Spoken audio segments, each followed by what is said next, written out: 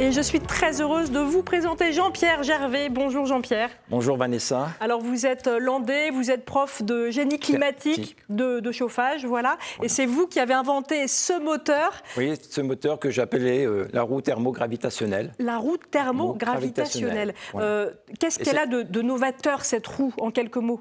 L'innovation de cette roue, c'est qu'effectivement, on ne dégage pas de fumée, il n'y a pas de combustion, pas de CO2, pas de vapeur d'eau. Et cette roue, elle est vraiment destinée pour l'avenir à aller récupérer d'une façon durable l'énergie qu'on trouve dans la nature. Alors, on reparlera évidemment des applications possibles pour cette roue.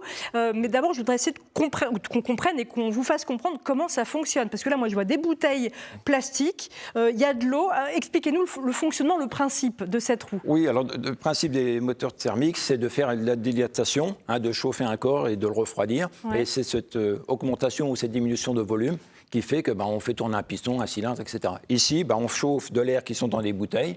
Donc là, les bouteilles sont vides ? Elles sont remplies d'air. Elles sont remplies d'air. Donc le gaz, c'est l'air, ouais. Donc de l'azote et du CO2, etc., de l'oxygène. Donc ça, c'est de l'air qu'on trouve dans la pièce, qui est là, qui est enfermé ici. Et dans le bas, vous avez une partie en eau. Oui. Donc qui est là, il y a de l'eau dedans, effectivement. Oui, et qui est reliée donc avec une paille dans un bassin. D'accord. Alors pour qu'on comprenne bien, parce que là c'est un peu compliqué, vous avez déjà tout installé. Oui. Vous avez des petites installations là pour qu'on comprenne le principe. Oui, alors je vous ai préparé une petite installation. Ouais. Ici vous avez donc la bouteille, on retrouve là-bas, la paille, et ici l'eau en bas.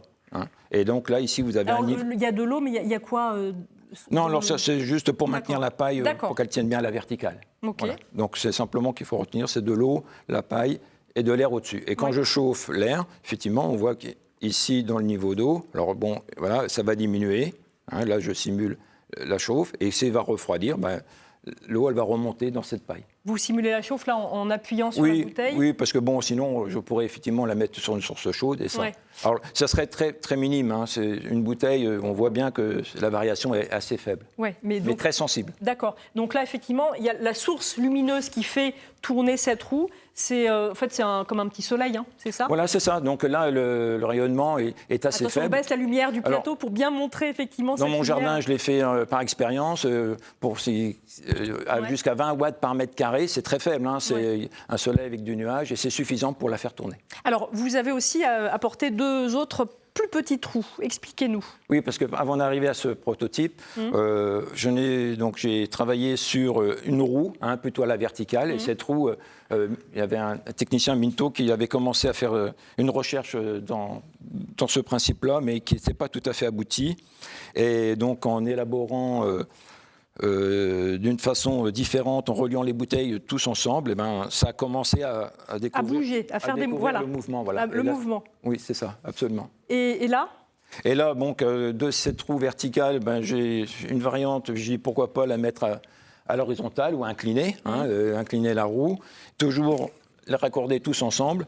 Et puis là, en évolution technique, au milieu, je l'ai mis à l'air libre.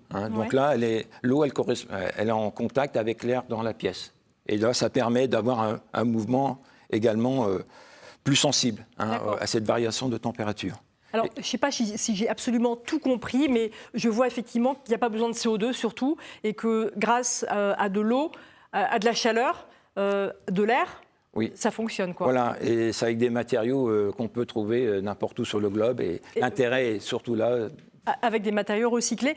Dans quelques instants, vous nous expliquerez déjà pourquoi et comment vous avez eu cette idée, cette envie de construire ce prototype-là, et puis quelles sont les applications possibles, parce que c'est ça quand même qui est intéressant. Aujourd'hui, c'est un enjeu sociétal d'essayer de travailler moins de tout ce qui est énergie fossile. Mais avant cela, je vous propose que l'on retrouve Alex qui va nous parler conso aujourd'hui.